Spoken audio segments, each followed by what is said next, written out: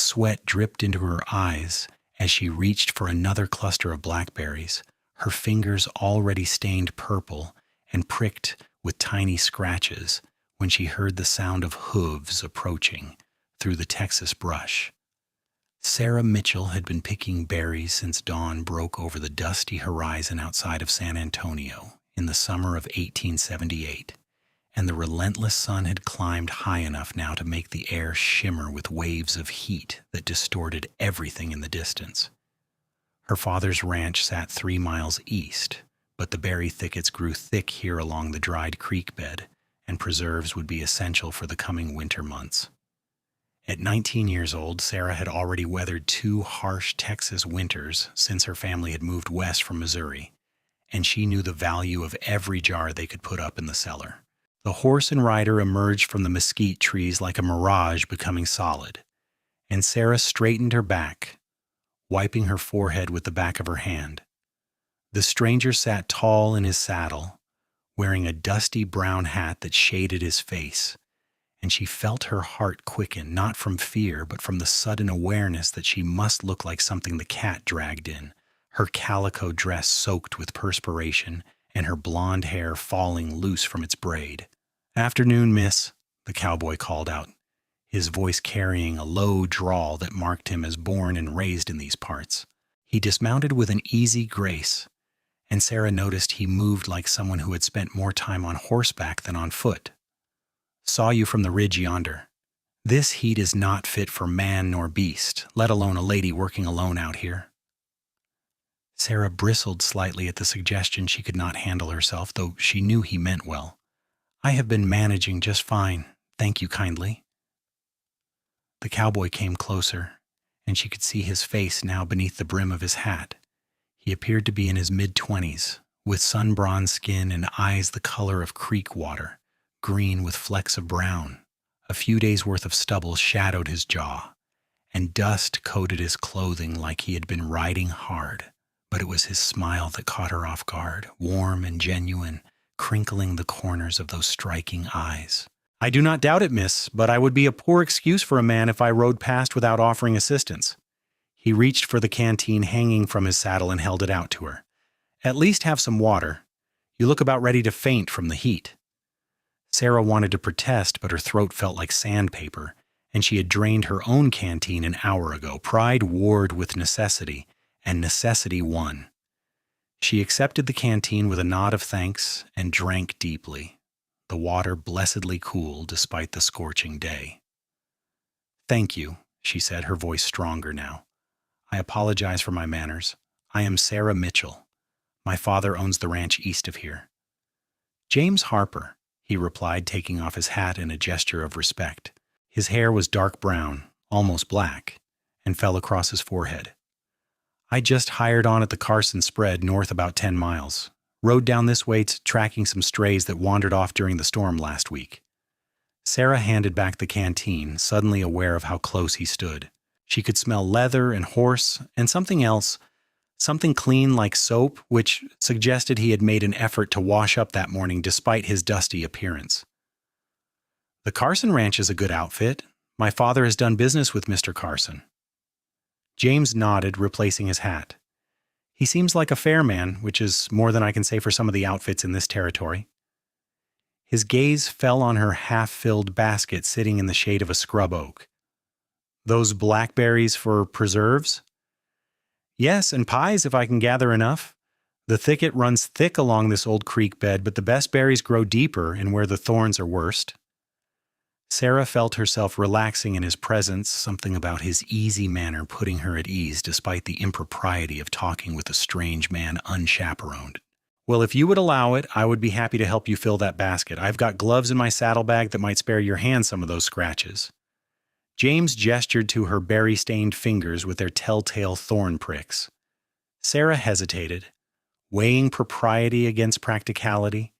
If she returned home with a full basket, they could put up twice as many jars, and her mother's rheumatism had been acting up something fierce in the heat, making it hard for her to do the heavy work. Besides, something about James Harper struck her as trustworthy, though she could not put her finger on exactly what. "I suppose I could use the help," she admitted, and was rewarded with another of those warm smiles that made her stomach do a little flip. James retrieved a pair of worn leather gloves from his saddlebag and set to work alongside her, his longer reach allowing him to access the clusters that hung deep within the thorny branches. They worked in companionable silence for a while, the only sounds the plop of berries hitting the bottom of the basket and the occasional call of a mockingbird from the mesquite trees. "How long have you been in Texas?" Sarah asked eventually, curious about this man who had appeared like an answer to a prayer she had not known she was praying. "About 3 years now," James replied, stretching to reach a particularly loaded branch. "Came up from Mexico after my folks passed. Worked my way through various ranches, learning the trade.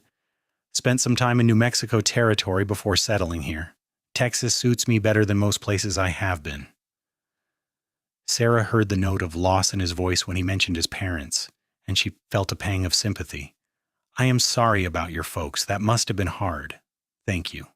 It was a fever that took them both within a week of each other. After that, there was nothing keeping me in that place, so I drifted until I found work." He paused in his picking and looked at her directly. "What about you? You said you came from Missouri." 2 years ago, Sarah confirmed, moving to a new section of the thicket.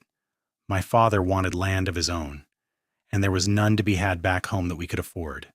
Out here, a man can build something if he's willing to work hard enough. We have got a small herd, about 200 head, and we are slowly building it up. My brother Tom helps my father with the cattle, and my mother and I manage the house and garden and everything else that needs doing." "Sounds like you have got a good family operation going."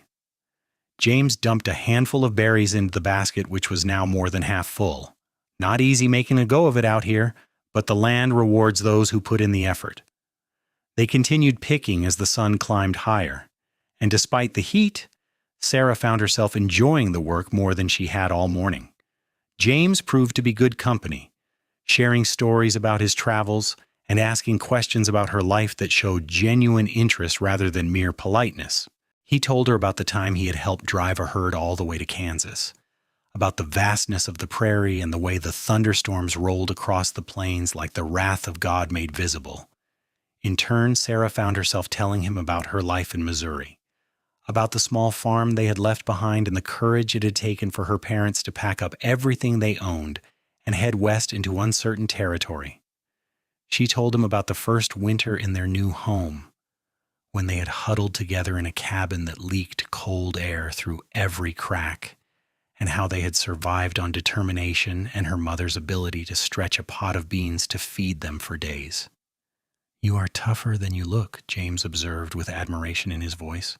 Sarah laughed, a genuine sound that surprised her. "Out here, everyone has to be tough or they do not last long, but I would not trade it for the safety of Missouri. There is something about this land that gets into your blood, makes you want to fight for every inch of it." "I know exactly what you mean," James said quietly, and when their eyes met, Sarah felt something pass between them, an understanding that went beyond words. The basket was nearly full when Sarah's stomach rumbled loudly enough for James to hear. She felt her cheeks flush with embarrassment, but he just grinned. "Reckon we have been out here long enough that we worked through dinner time," he said, glancing at the sun's position. "I have got some jerky and hardtack in my saddlebag if you're interested in sharing. Not fancy eating, but it will fill the empty spaces." Sarah knew she should decline. Knew that sitting down to eat with a man she had just met was pushing the boundaries of propriety even further than she already had. But she was hungry, and the thought of trudging back to the ranch house in the heat without something in her stomach made her feel faint. "That would be very kind of you," she said, making her decision. They settled in the shade of the scrub oak, and James produced the promised jerky and hardtack along with some dried apples that he admitted he had a weakness for. He also insisted she drink more water from his canteen, and Sarah did not argue this time. As they ate, they talked more, the conversation flowing as easily as if they had known each other for years rather than hours. James told her about learning to rope and ride from the vaqueros in Mexico, about how they had taught him their methods that were different from the ways of Anglo cowboys but often more effective. He spoke Spanish with the same ease he spoke English, and Sarah found herself fascinated by the stories of a world so different from her own experience. "Do you ever think about settling down?" Sarah asked, then immediately regretted the forward question. "I apologize, that was too personal." But James did not seem offended. "No need to apologize. It is a fair question. Truth is, I have thought about it more lately than I used to. There is only so long a man can drift before he starts wanting something permanent, something to build toward. Just have not found the right place or the right reason to put down roots yet."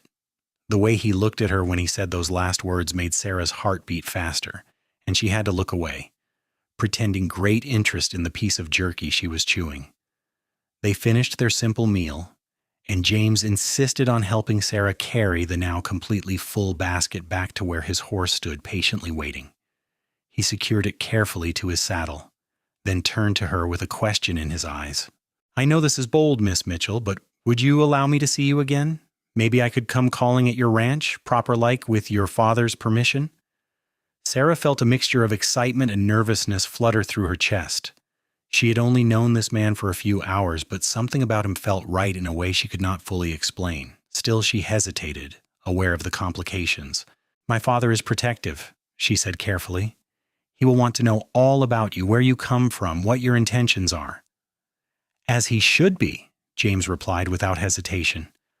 "I would not respect a man who did not look out for his daughter. I have got nothing to hide, Miss Mitchell.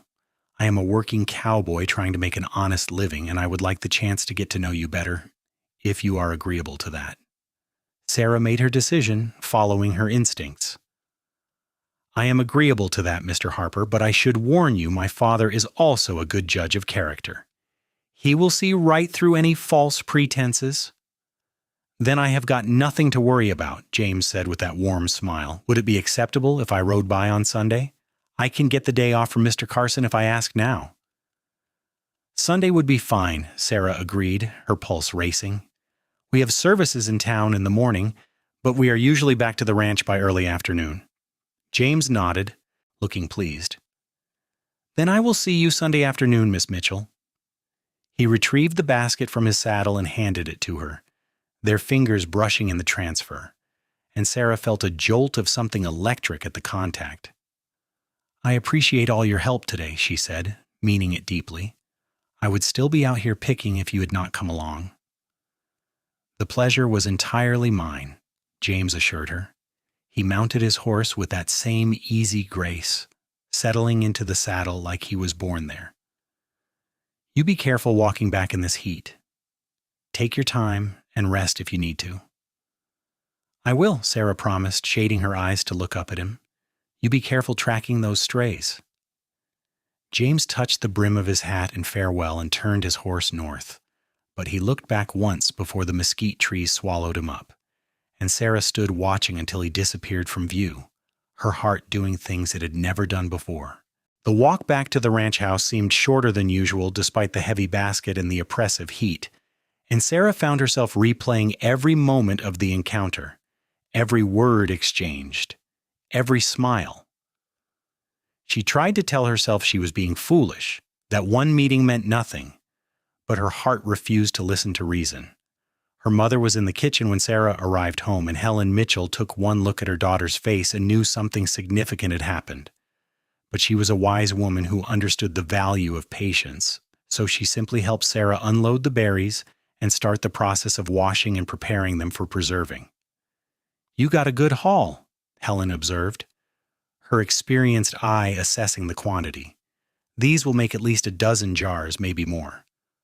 "I had some help," Sarah admitted, and then the whole story came tumbling out while they worked side by side at the kitchen table, sorting berries and trimming stems. Helen listened without interruption, her weathered hands never stopping their work. When Sarah finished, her mother was quiet for a moment before speaking. "Your father will want to meet him before he makes any judgments," she said finally. "But from what you have told me, he sounds like a decent young man. The fact that he offered help and was respectful speaks well of his character." "He asked to come calling on Sunday," Sarah said, unable to keep the hope out of her voice. "Then we will make sure we have something nice for dinner, and your father can take his measure." Helen smiled at her daughter, her eyes crinkling at the corners. "You like him. I can see that plain as day. Just remember, liking someone and knowing if they are right for you are two different things. Give it time, Sarah. If he is worth having, he will prove it." Sarah nodded, knowing her mother spoke wisdom born of experience. Helen and Robert Mitchell had courted for 2 years before marrying, and theirs was a partnership built on mutual respect and genuine affection. Sarah wanted nothing less for herself. The next few days crawled by like molasses in January, and Sarah found herself constantly distracted, thinking about Sunday and whether James would really come.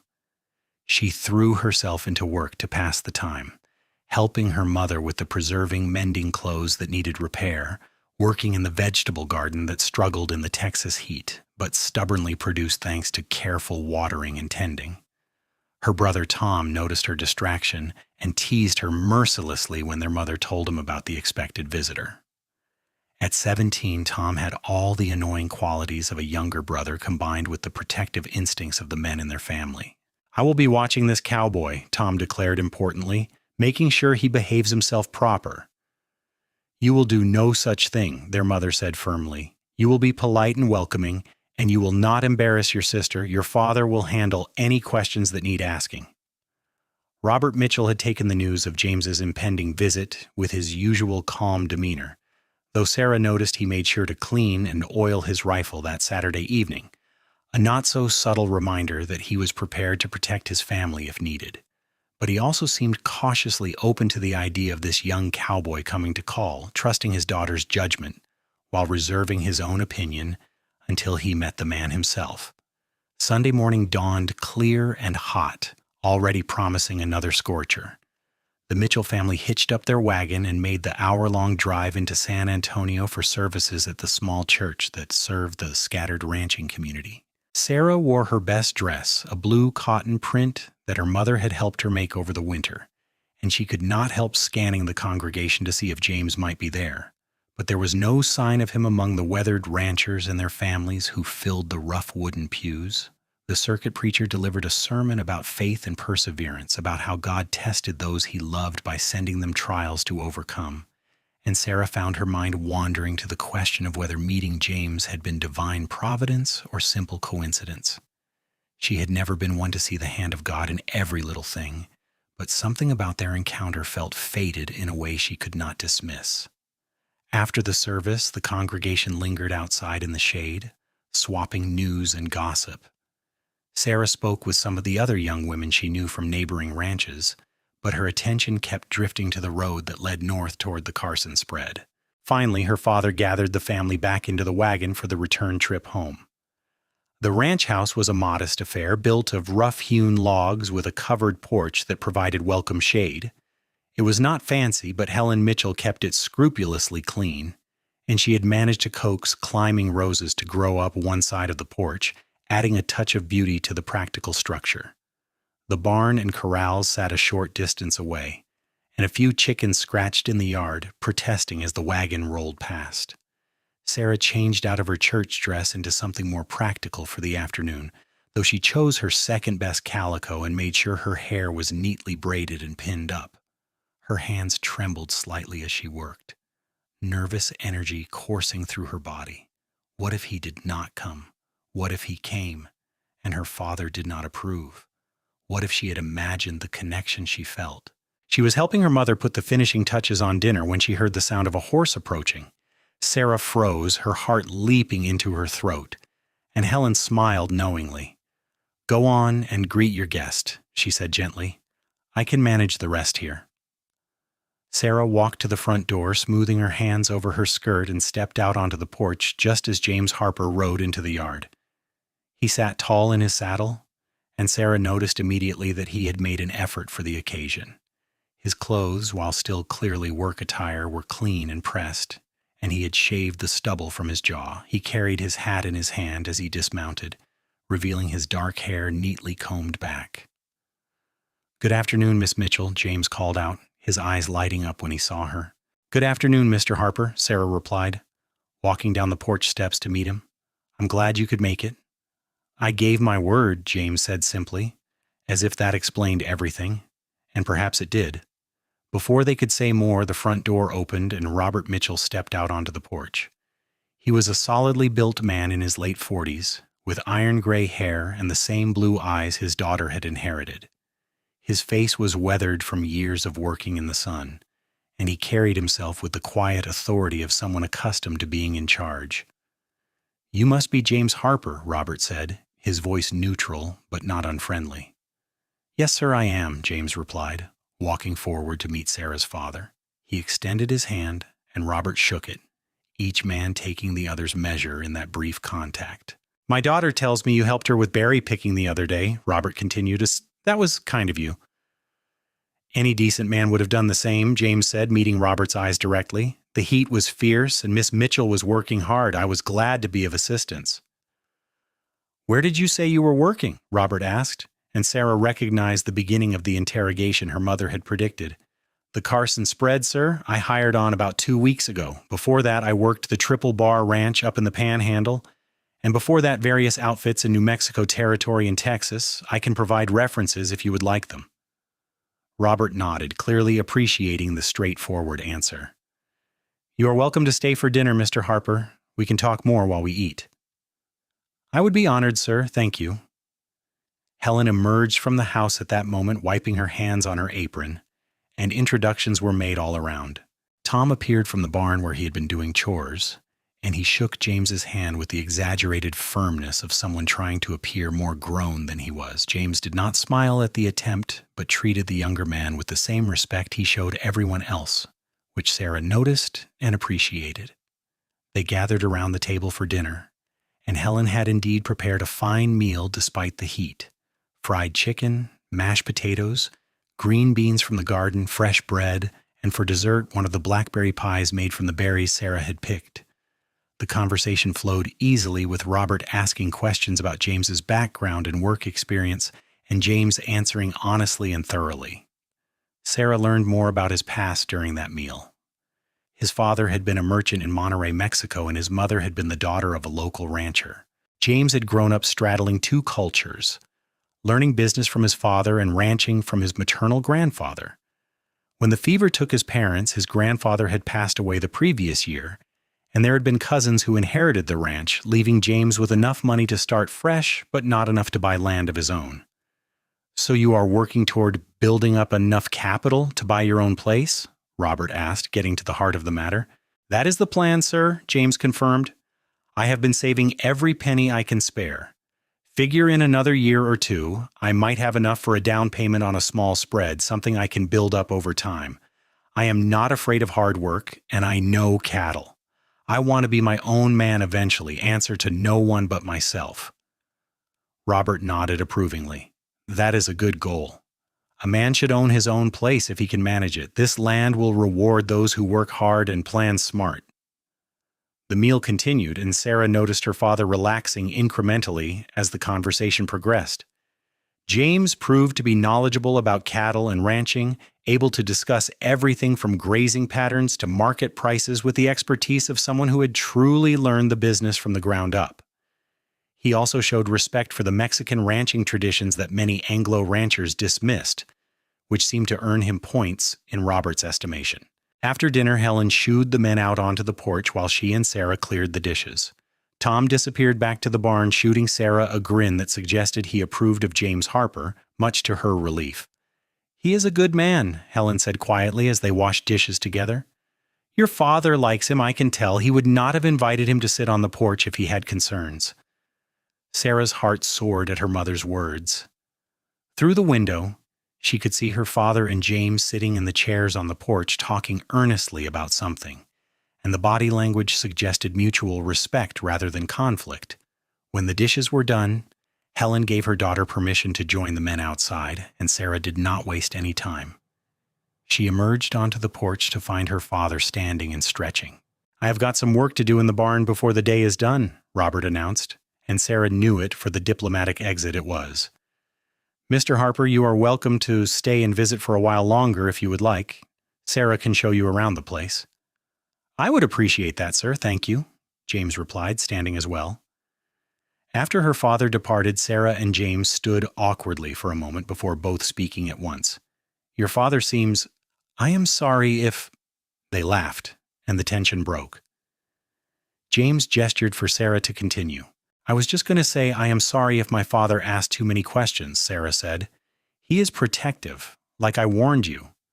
"He is exactly as a father should be," James assured her. "I respect that. If I am blessed enough to have a daughter someday, I will be just as careful about the men who come calling on her." The casual mention of his potential future children made Sarah's stomach flutter, and she quickly changed the subject by offering to show him the garden and the rest of the ranch. They walked together through the hot afternoon, talking more easily now that the formal dinner was over. James asked intelligent questions about how her family managed the ranch, and Sarah found herself impressed by how quickly he understood the operations and even offered a few suggestions based on his own experience. They ended up sitting on a fence rail overlooking the small herd of cattle grazing in the distance, the sun beginning its slow descent toward the horizon. The heat had not broken, but something about the late afternoon felt softer, more forgiving than the harsh glare of midday. "I'm glad you came today," Sarah said, watching the cattle rather than looking at James. "So am I," James replied. "Your family is good people, Sarah. You're lucky to have them." It was the first time he had used her given name without the formal Miss Mitchell, and Sarah noticed the shift. She liked the way her name sounded in his voice, warm and genuine. "I am very lucky," she agreed. "They took a huge risk coming out here, but it has paid off so far. We are building something lasting." "That is the dream, is it not?" James said thoughtfully. "To build something that lasts, something you can be proud of and pass on to the next generation." They sat in comfortable silence for a while, watching the day fade toward evening. Finally, James stirred, clearly reluctant but aware of propriety. "I should probably head back before it gets too late," he said. "I've got an early day tomorrow." "Of course," Sarah said, trying to hide her disappointment. They walked back to the house together, where James's horse waited patiently in the shade. Robert emerged from the barn as they approached, and he shook James's hand again in farewell. "You are welcome to visit again, Mr. Harper," Robert said, and those simple words represented a significant endorsement. "Sundays are usually our day of rest after church." "Thank you, sir. I would very much like that." James turned to Sarah, his eyes holding hers. "Miss Mitchell, thank you for a wonderful afternoon." "Thank you for coming," Sarah replied, wishing she could say more but aware of her father standing right there. James mounted his horse and tipped his hat to both of them before riding out, and Sarah stood watching until he disappeared from sight, just as she had the first day they met. That Sunday visit became the first of many. James came calling every Sunday for the next several months, becoming a familiar and welcome presence at the Mitchell Ranch. Sarah's father grew to respect him more with each visit, and her mother developed a genuine fondness for the polite young cowboy who never failed to compliment her cooking and always offered to help with chores before he left. As summer faded into fall, bringing welcome relief from the oppressive heat, Sarah and James's relationship deepened.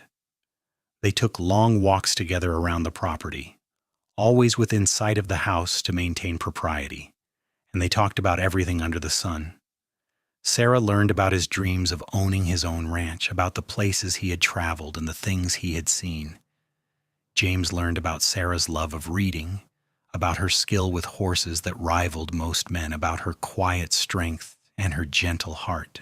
The first kiss happened in October, under a live oak tree on the far side of the property where Sarah had led James to see the spectacular fall colors reflected in the creek that ran through Mitchell land. The creek was running again after the autumn rains, and the sound of water over rocks provided a soundtrack to their conversation. They had been discussing a book Sarah had been reading when James suddenly took her hand, his thumb tracing gentle circles on her palm. "Sarah," he said quietly, his green eyes serious, "I need to tell you something." Her heart began to pound. "What is it?" "I am falling in love with you," James said simply, with the same directness that characterized everything about him. "I think I have been since the day I found you picking berries in that heat, looking fierce and determined and beautiful. I know we have not known each other long, but I know my own heart, and it is yours if you will have it." Sarah felt tears prick her eyes, happy tears that she did not try to hide. "I am falling in love with you too," she admitted. "I did not think it was possible to feel this way about someone, but you have shown me it is." James cupped her face in his hands, his touch gentle despite the calluses from years of hard work. "May I kiss you?" "Yes," Sarah whispered. And then his lips were on hers, soft and warm and perfect. The kiss was tender and sweet, full of promise and restrained passion, and when they finally pulled apart, both of them were breathing hard. "I want to marry you," James said, resting his forehead against hers. "I do not have much yet, but I am saving, and I will keep saving until I have enough to provide for you properly. I know I should talk to your father first, but I needed you to know my intentions." "How long?" Sarah asked, her practical side asserting itself even in this romantic moment. "Another year, maybe a bit less," James said. "I have been putting away almost everything I earn, and Mr. Carson has mentioned he might be willing to sell me some stock on credit once I have enough for a down payment on land. If I can find the right piece of property at the right price, I could start building our home by next spring." Sarah's mind raced with the logistics and challenges, but also with the possibilities. "My father might be willing to help," she said slowly. "He likes you, James. I know he does. And he has always said he wanted Tom to take over the ranch eventually, which means there would not be a place for me here anyway once I marry. He might see it as an investment in our future." "I would not feel right taking charity," James said, his pride evident. "It would not be charity," Sarah argued. "It would be a loan or a partnership or whatever makes sense to both of you. You are a good cattleman, James. My father knows that.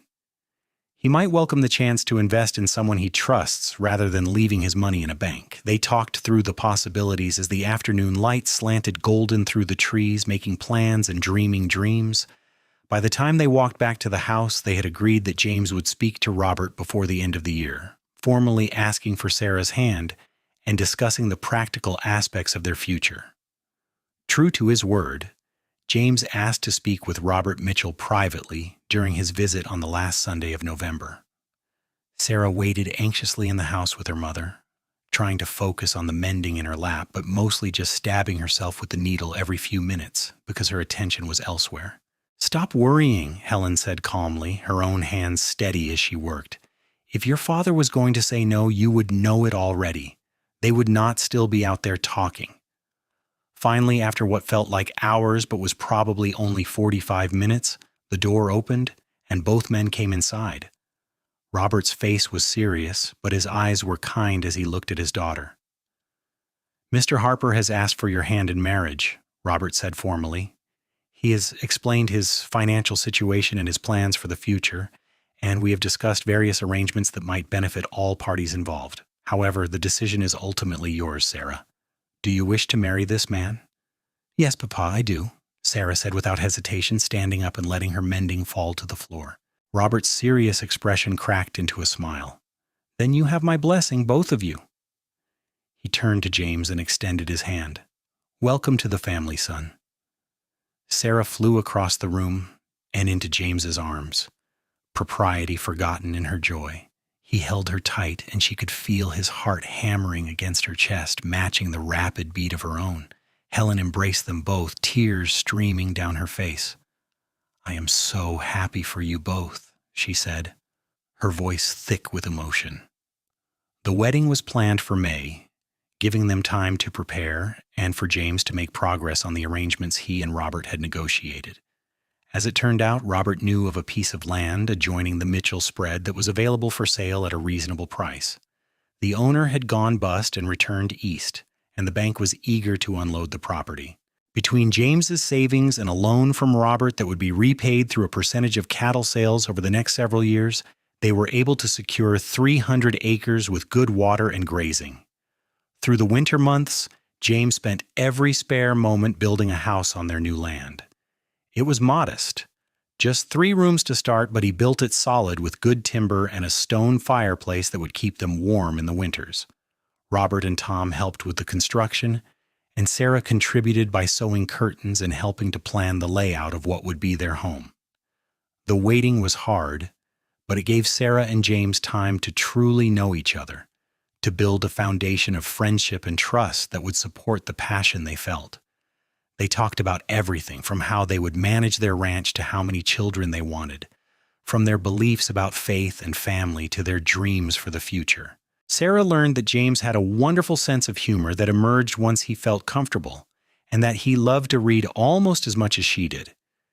James discovered that Sarah had a stubborn streak a mile wide and a talent for gentling horses that bordered on magical. They learned each other's moods and habits, their strengths and weaknesses, and with each discovery they fell more deeply in love. Spring arrived with a riot of wildflowers covering the Texas hills, and the wedding date drew near. Helen and Sarah spent weeks sewing a wedding dress from white muslin that a merchant in San Antonio had ordered special for the occasion. It was simple but elegant, with long sleeves and a high collar, and when Sarah tried it on for the final fitting, her mother wept at how beautiful her daughter looked. The wedding took place on a perfect May morning in 1879, at the same small church where the Mitchells attended services. The whole ranching community turned out for the occasion, filling the pews and spilling out into the yard. Sarah walked down the aisle on her father's arm, her eyes locked on James, who stood at the front looking handsome and slightly nervous in a new suit he had purchased for the occasion. The circuit preacher performed the ceremony, speaking about love and commitment, about the covenant of marriage and the blessings of family. When he pronounced them man and wife, James kissed Sarah with a tenderness that made more than one woman in the congregation dab at her eyes with her handkerchief. The reception was held back at the Mitchell Ranch, with tables set up in the yard loaded with food that neighbors had contributed. There was fiddle music and dancing, and Sarah had never felt so happy as she did whirling in James's arms under the warm spring sun, surrounded by people who had come to celebrate their union. As evening approached and the guests began to depart, James lifted Sarah into the wagon he had borrowed for the occasion, and they drove to their new home together, finally alone, as husband and wife. The little house was not grand, but Sarah thought it was perfect as James carried her over the threshold and set her gently on her feet in the main room. "Welcome home, Mrs. Harper," he said softly, tucking a strand of hair behind her ear. "I love the way that sounds," Sarah replied, rising on her toes to kiss him. That night, they consummated their marriage with a passion that had been building for months, tempered with tenderness and genuine love. Sarah had been nervous, her mother having given her only the vaguest explanation of what to expect. But James was patient and gentle, making sure she was comfortable and cared for. By the time dawn light filtered through the curtains Sarah had sewn, they had become one in every sense of the word, and Sarah understood in a new way what it meant to belong to another person completely. The first year of marriage brought challenges along with joy. Building a ranch from near nothing required back-breaking work from dawn until well past dusk. James was up before sunrise every morning, checking cattle and mending fences and doing the 1,000 tasks required to keep a ranching operation running. Sarah worked equally hard tending their large garden, caring for the chickens and pigs they acquired, cooking and cleaning, and managing the household. Money was tight, every penny counted, and allocated carefully. They made do with the bare minimum, pouring every cent they could spare back into the ranch, buying more cattle to build their herd. There were times when Sarah was so tired she could barely stand, and times when James came in from the range so exhausted he fell asleep over his dinner plate. But there were also moments of profound happiness, quiet evenings sitting on their porch watching the sun set over land that belonged to them. Sunday dinners with Sarah's family where laughter flowed as freely as the sweet tea. There were mornings waking up in each other's arms, and nights falling asleep wrapped together, and the constant knowledge that they were building something together, a life and a future. In December, Sarah realized she was pregnant.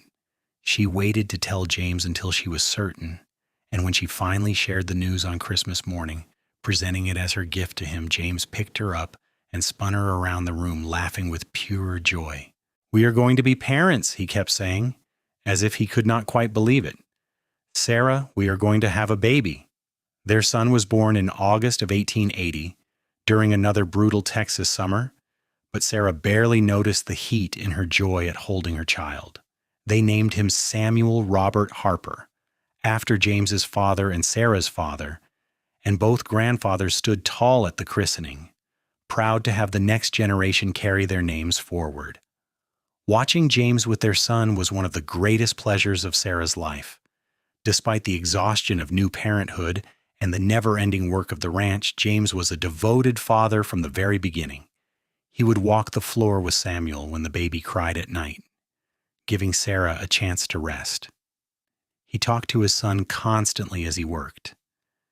Carrying Samuel in a sling Sarah fashioned so the baby could be close to his father. The years rolled by, each one bringing new challenges and new blessings. The ranch slowly prospered as their herd grew, and James's reputation as a fair and skilled cattleman spread through the region. They added on to the house, building 2 more bedrooms and expanding the kitchen. A daughter came along in 1882, Mary Helen, named for both grandmothers, with her father's green eyes and her mother's blonde hair. Sarah's parents remained deeply involved in their lives, with Robert treating James like the son he had always wanted and Helen doting on her grandchildren. Tom grew into a man and took over more of the Mitchell Ranch operations, eventually marrying a girl from a neighboring spread and bringing her into the family.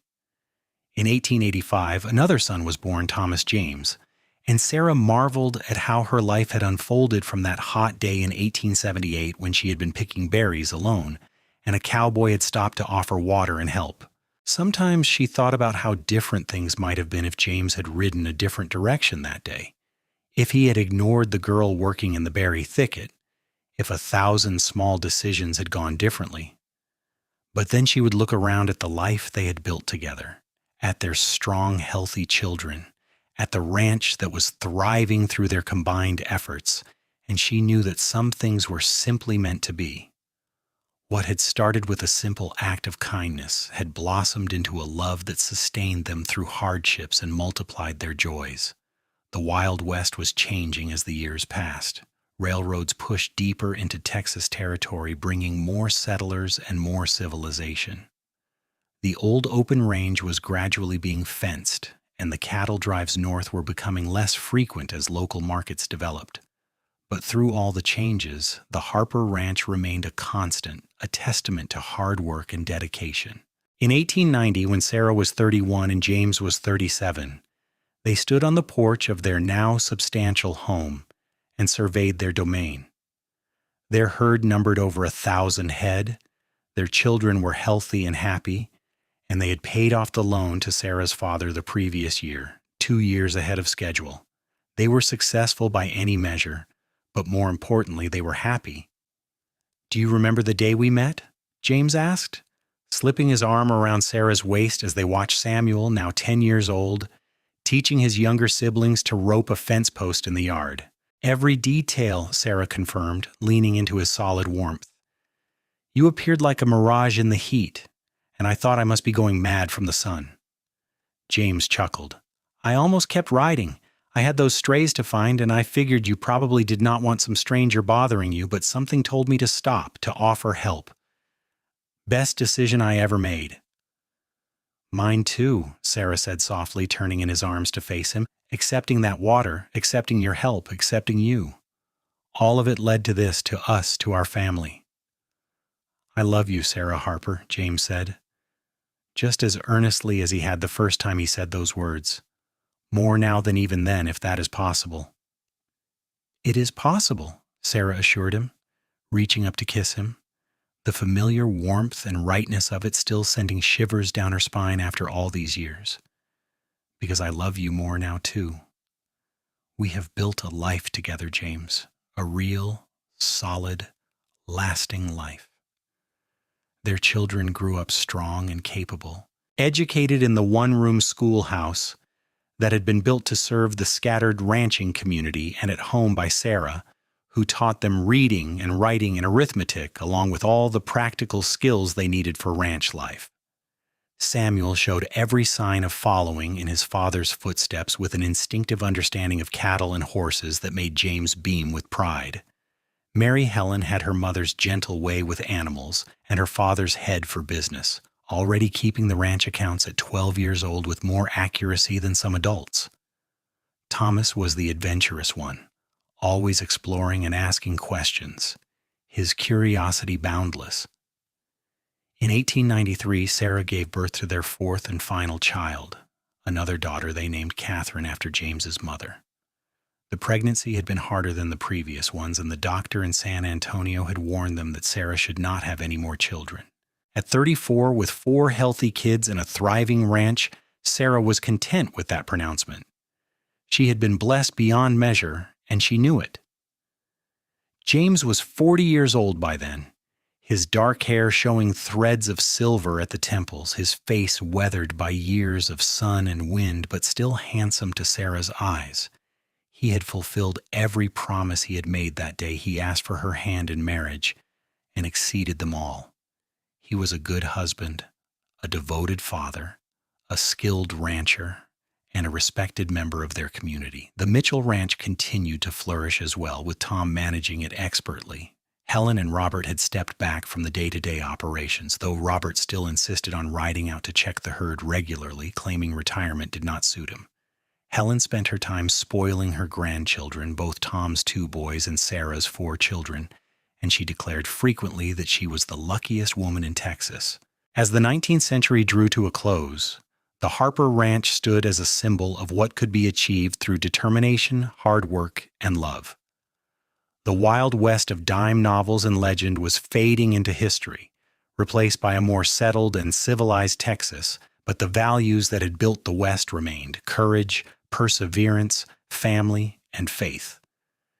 In 1898, on their 19th wedding anniversary, James surprised Sarah with a gift that made her weep. He had commissioned a local craftsman to create a wooden sign that he hung above their front door. It read simply, "Harper Ranch, founded in 1879, built on love."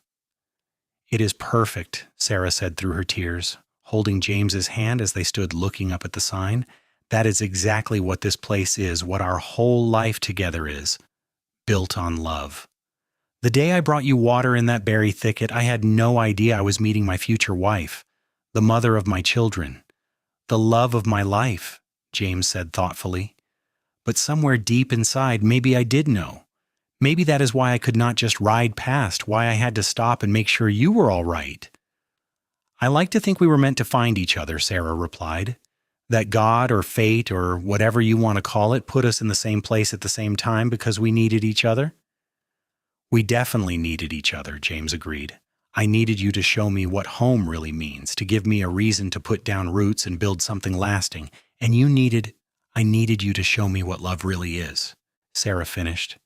"To be my partner in every sense of the word. To build dreams with me and make them reality." As the years continued to pass, the Harper children grew into adults who made their parents proud. Samuel married a girl from town in 1900 and brought her to live at the ranch, where he and James worked side by side, managing the ever-growing operation. Mary Helen surprised everyone by going to Teachers College in Austin, returning with a certificate and a determination to open a proper school in their region. She succeeded establishing a schoolhouse that served children from dozens of ranching families and gaining a reputation as an excellent educator.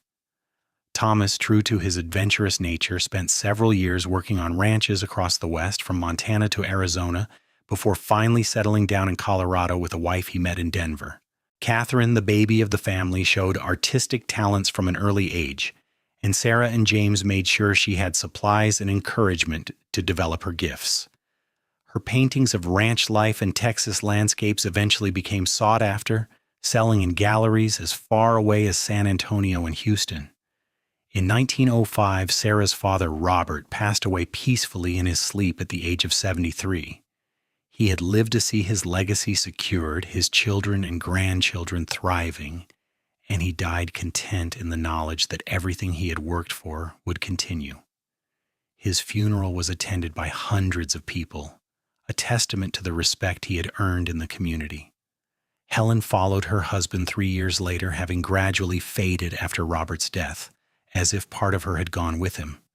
Sarah grieved deeply for both parents, but she found comfort in the fact that they had lived full lives and died knowing they were loved and would be remembered. Tom inherited the Mitchell Ranch and merged it with the Harper spread, creating one large operation that covered over 2,000 acres. The two brothers-in-law worked together seamlessly, their combined knowledge and experience making the ranch one of the most successful in the region. As James and Sarah moved into their 50s, they began to step back from the day-to-day operations of the ranch, much as Sarah's parents had done, trusting Samuel and Tom to handle things. It gave them time to enjoy their grandchildren, who were numerous and lively, filling their lives with joy and laughter. James developed a slight limp from an old injury that bothered him more as he aged, but he never complained, and he still insisted on riding out to check on things regularly. Sarah's hands showed the effects of decades of hard work, but she still maintained her garden and kept the household running smoothly. They had earned every line on their faces, every ache in their joints, and they wore them like badges of honor. On a warm September evening in 1912, 34 years after they had first met, James and Sarah sat on their porch, watching the sun set in a blaze of orange and gold. Their grandchildren were playing in the yard while Samuel and his wife prepared dinner in the kitchen. The sound of laughter and conversation drifted through the open windows, and everything felt right with the world. "Sometimes I still cannot believe this is my life," Sarah said, her hand clasped in James's, as it had been countless times over the decades, "that I got to live this beautiful life with you." "I know exactly what you mean," James replied, his thumb tracing familiar patterns on her palm. "I was just a drifting cowboy with no real home until I met you. You gave me everything, Sarah, everything that matters." "We gave each other everything," Sarah corrected gently. "That is what a real partnership is, what real love is. Not one person giving and the other taking, but both of us contributing to something bigger than ourselves." They sat in comfortable silence as the stars began to emerge in the darkening sky, and Sarah thought about that long-ago day when she had been picking berries in the oppressive heat, alone and tired and determined. She thought about the sound of hooves approaching, about the cowboy who had appeared offering water and help, about how a simple act of kindness had changed the entire trajectory of her life. "Thank you," she said softly, and James turned to look at her quizzically. "For what?" "For stopping that day," Sarah said, "for offering water to a stubborn girl who was too proud to admit she needed help, for seeing something in me worth knowing better, for loving me all these years with such constancy and devotion." James raised her hand to his lips and kissed her knuckles gently. "I should be thanking you for giving me a chance, for seeing past the dusty cowboy to the man underneath, for building this life with me and never giving up when things got hard, for loving me back just as fiercely." "I would do it all again," Sarah declared. "Every struggle, every hardship, every challenge. I would walk through it all again because it led to this, to us, to our family, and this life we have built." "So would I," James agreed, in a heartbeat. Their grandson, 7-year-old Robert, named for his great-grandfather, came running up to the porch at that moment, full of excited chatter about a frog he had found by the water trough. James and Sarah listened indulgently, answering his questions and admiring his discovery, and Sarah felt her heart swell with gratitude for this moment, for all the moments that had led here. That night, lying in bed with James's arms around her as they had been for over 3 decades, Sarah reflected on the fullness of her life. She had known hardship and loss, struggle and sorrow, but she had also known profound joy, deep love, and the satisfaction of building something lasting. She had raised children who were good people, seen her family prosper, and loved a man who had never once disappointed her. "Are you still awake?" James whispered in the darkness. "Yes," Sarah replied. "Just thinking." "About what?" "About how lucky we are," she said simply. "About how that one day, that one encounter, led to everything we have. About how grateful I am." James held her closer. "I am grateful too. Every single day." They drifted off to sleep wrapped in each other's arms, secure in their love and in the life they had created together.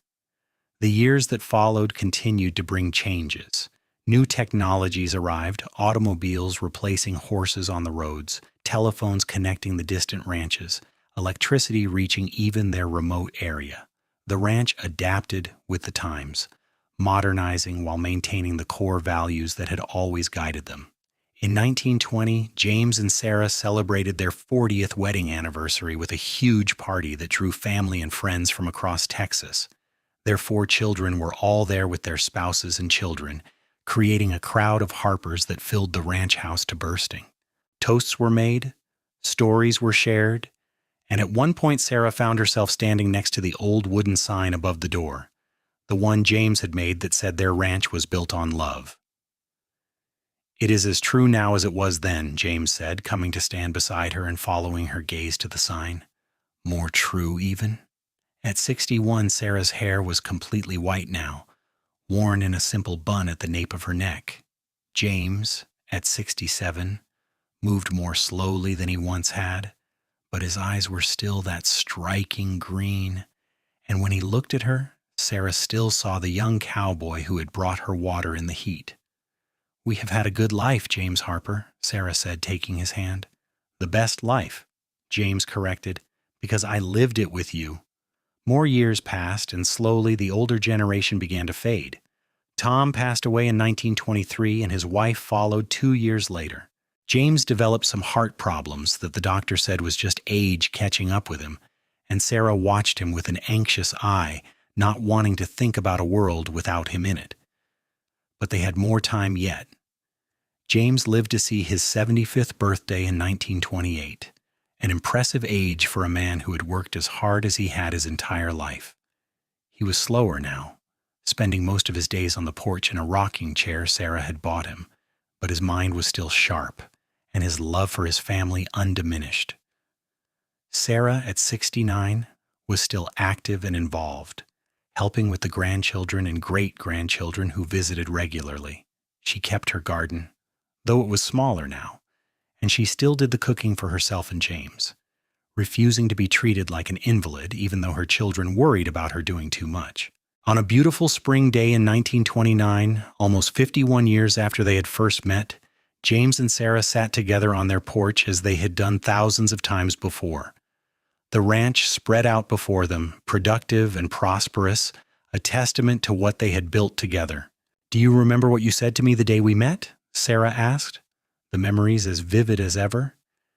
"You said the heat was not fit for man nor beast, let alone a lady working alone."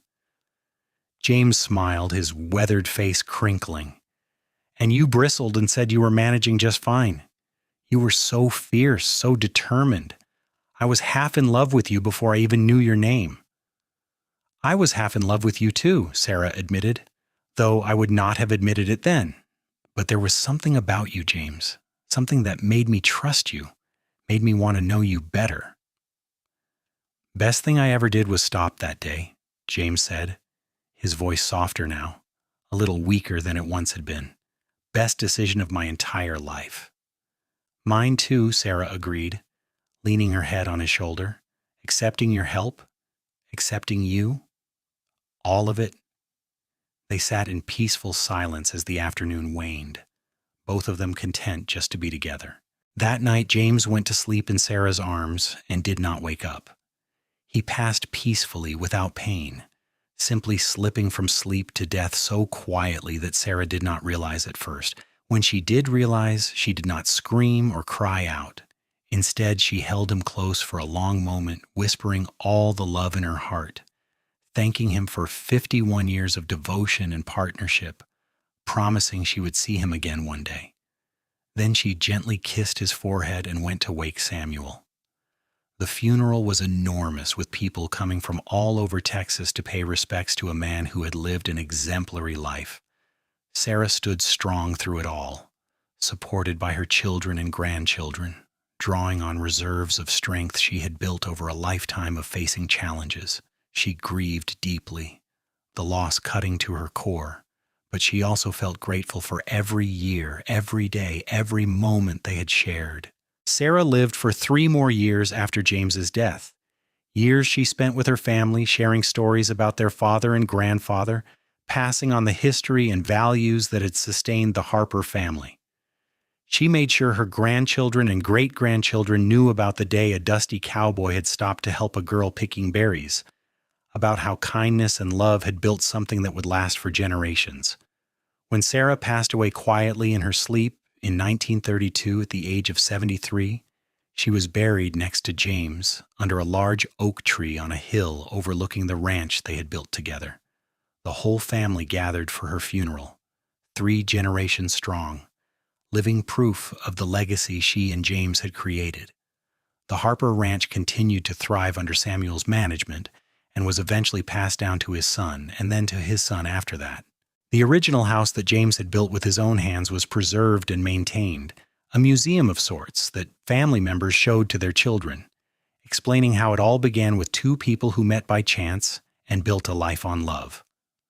The sign James had made, Harper Ranch, founded in 1879, built on love, remained above the door through all the decades that followed, a reminder of what really mattered.